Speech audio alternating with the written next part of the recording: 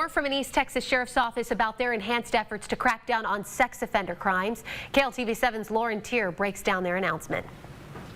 It is a priority for us to make sure that our community is safe with this influx of population and the increase in sex offenders in our area. The Zandt County Sheriff's Office is cracking down on registered sex offenders in the county as part of their annual Child Protection Initiative.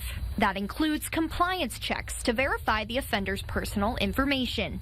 As a result, we go out into the field and make sure that they still live where they say they did, they still work where they said they worked, their telephone number, email addresses, and of course, their online personas. Meaning social media presence. Since January 1st, the compliance check teams have made contact in the field with 49 of the 152 registered sex offenders.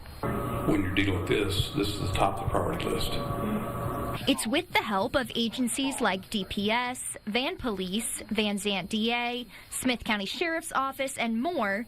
They've made 20 arrests, including repeat offenses and new offenses, since the beginning of the year. It's a partnership to get these things done. I'm proud of the people who work on it. The sheriff stressing partnerships are critical to carrying out this mission.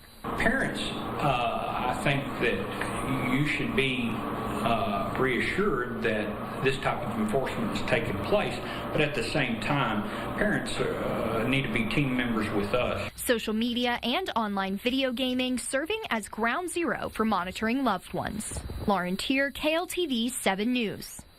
Texas law requires convicted sex offenders to register their residence and employment information into a public database. That requirement can range from 10 years to life, depending on the crime.